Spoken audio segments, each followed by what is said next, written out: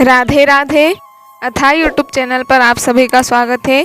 आइए इस वीडियो में हम आपको श्रीमद् भगवद गीता के 5वें अध्याय की कथा को सुनाने जा रहे हैं। क्योंकि कार्तिक का महीना चल रहा है और कार्तिक के महीने में श्रीमद् भगवद गीता को पढ़ने का बहुत अधिक महत्व बताया गया है। लेकिन इसके पहले के अध्यायों की कथा और उसके महात्म्य के वर्णन को आपने यदि नहीं सुना है तो आपको चैनल पर ग्रीन कलर के थंबनेल के रूप में श्रीमद् भगवद गीता के महात्म्य और कथाओं के बारे में वीडियो प्राप्त हो जाएंगे। तो आइए श्रीमद् भगवद गीता के 5वें अध्याय की हिंदी व्याख्या को पढ़ना प्रारंभ करते हैं। ओम श्री परमात्मने नमः। 5वां अध्याय। उसके उपरांत अर्जुन ने पूछा, हे कृष्ण, आप कर्मों के संन्यास की और फिर निष्काम कर्मयोग की प्रशंसा करते हैं, इसलिए इन दोनों में एक जो निश्चय किया हुआ कल्याणकारक होवे उसको मेरे लिए कहिए। इस प्रकार अर्जुन के पूछने पर श्री कृष्ण महाराज बोले, हे अर्जुन, कर्मों का संन्यास अर्थात मन, इंद्रियों और शरीर द्वारा होने वाले संपूर्ण कर्मों में कर्तापन का त्याग और निष्काम कर्मयोग अर्थात समत्व बुद्धि से भगवद अर्थ कर्मों का करना, ये दोनों ही परम कल्याण के करने वाले हैं। परंतु उन दोनों में भी कर्मों के संन्यास से निष्काम कर्मयोग साधन में सुगम होने से श्रेष्ठ है।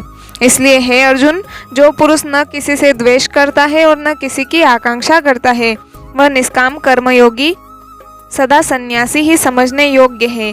क्योंकि राग द्वेषादि द्वंद्वों से रहित हुआ पुरुष सुख पूर्वक संसार रूप बंधन से मुक्त हो जाता है।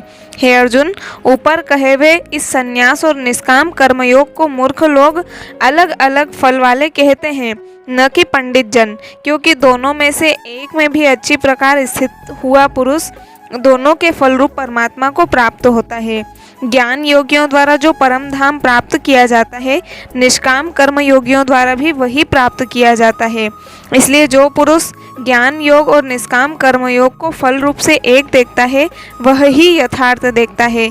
परंतु हे अर्जुन, निष्काम कर्म योग के बिना संन्यास अर्थात मन, इंद्रियों और शरीर द्वारा होने वाले संपूर्ण कर्मों में कर्तापन का त्याग प्राप्त होना कठिन है और भगवत स्वरूप को मनन करने वाला निष्काम कर्मयोगी परम ब्रह्म परमात्मा को शीघ्र ही प्राप्त हो जाता है। वश में किया हुआ है शरीर जिसके, ऐसा जितेंद्रिय और विशुद्ध अंतःकरण वाला एवं संपूर्ण प्राणियों के आत्मरूप परमात्मा में एक ही भाव हुआ निष्काम कर्मयोगी कर्म करता हुआ भी लिपायमान नहीं होता। हे अर्जुन, तत्व को जानने वाला सांख्य योगी तो देखता हुआ, सुनता हुआ, स्पर्श करता हुआ, सूंघता हुआ, भोजन करता हुआ, गमन करता हुआ, सोता हुआ, श्वास लेता हुआ, बोलता हुआ, त्यागता हुआ, ग्रहण करता हुआ तथा आँखों को खोलता और मीचता हुआ भी सब इंद्रियां अपने अपने अर्थों में बढ़त रही है, इस प्रकार समझता हुआ निसंदेह ऐसे माने कि मैं कुछ भी नहीं करता हूँ। परंतु हे अर्जुन, देहाभिमानियों द्वारा यह साधन होना कठिन है और निष्काम कर्मयोग सुगम है। क्योंकि जो पुरुष सब कर्मों को परमात्मा में अर्पण करके और आसक्ति को त्याग कर कर्म करता है, वह पुरुष जल से कमल के पत्ते के सदृश पाप से लिपायमान नहीं होता। इसलिए निष्काम कर्मयोगी ममत्व बुद्धि रहित केवल इंद्रिय, मन, बुद्धि और शरीर द्वारा भी आसक्ति को त्याग कर अंतःकरण की शुद्धि के लिए कर्म करते हैं। इसी से निष्काम कर्मयोगी कर्मों के फल को परमेश्वर के अर्पण करके भगवत प्राप्ति रूप शांति को प्राप्त होता है और सकामी पुरुष फल में आसक्त हुआ कामना के द्वारा बंधता है। इसलिए निष्काम कर्मयोग उत्तम है। हे अर्जुन, वश में है अंतःकरण जिसके, ऐसा सांख्य योग का आचरण करने वाला पुरुष तो निसंदेह न करता हुआ और न करवाता हुआ 9 द्वारों वाले शरीर रूप घर में सब कर्मों को मन से त्याग कर अर्थात इंद्रियों के अर्थों में बरतती है, ऐसे मानता हुआ आनंद पूर्वक सच्चिदानंद घन परमात्मा के स्वरूप में स्थित रहता है। परमेश्वर भी भूत प्राणियों के न कर्तापन को और न कर्मों को तथा न कर्मों के फल के संयोग को वास्तव में रचता है, किंतु परमात्मा के सकाश से प्रकृति ही बरतती है अर्थात गुण ही गुणों में बढ़त रहे हैं। सर्वव्यापी परमात्मा न किसी के पाप कर्म को और न किसी के शुभ कर्म को भी ग्रहण करता है, किंतु माया के द्वारा ज्ञान ढका हुआ है, इससे सब जीव मोहित हो रहे हैं। परंतु जिनका वह अंतःकरण का अज्ञान आत्मज्ञान द्वारा नष्ट हो गया है, उनका वह ज्ञान सूर्य के सदृश उस सच्चिदानंद घन परमात्मा को प्रकाशता है, अर्थात परमात्मा के स्वरूप को साक्षात कराता है। हे अर्जुन, तद्रूप है बुद्धि जिनकी तथा तद्रूप है मन जिनका, और उस सच्चिदानंद घन परमात्मा में ही है निरंतर एक ही भाव से स्थिति जिनकी, ऐसे तत्परायण पुरुष ज्ञान के द्वारा पाप रहित हुए अपुनरावृत्ति को अर्थात परम गति को प्राप्त होते हैं। ऐसे वे ज्ञानीजन विद्या और विनय युक्त ब्राह्मण में तथा गौ, हाथी, कुत्ते और चांडाल में भी समभाव से देखने वाले ही होते हैं। इसलिए जिनका मन समत्व भाव में स्थित है, उनके द्वारा इस जीवित अवस्था में ही संपूर्ण संसार जीत लिया गया, अर्थात वे जीते हुए ही संसार से मुक्त हैं, क्योंकि सच्चिदानंद घन परमात्मा निर्दोष और सम है। इससे वे सच्चिदानंद घन परमात्मा में ही स्थित है। जो पुरुष प्रिय को अर्थात जिसको लोग प्रिय समझते हैं उसको प्राप्त होकर हर्षित नहीं हो, और अप्रिय को अर्थात जिसको लोग अप्रिय समझते हैं उसको प्राप्त होकर उद्वेगवान न हो, ऐसा स्थिर बुद्धि संशय रहित ब्रह्मवेत्ता पुरुष सच्चिदानंद घन परब्रह्म परमात्मा में एक ही भाव से नित्य स्थित है।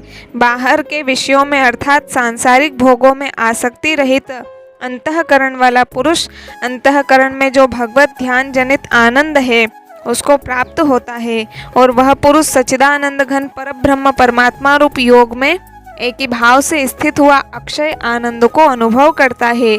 जो यह इंद्रिय तथा विषयों के संयोग से उत्पन्न होने वाले सब भोग हैं, वे यद्यपि विषयी पुरुषों को सुखरूप भासते हैं तो भी निसंदेह दुख के ही हेतु हैं और आदि अंत वाले अर्थात अनित्य हैं।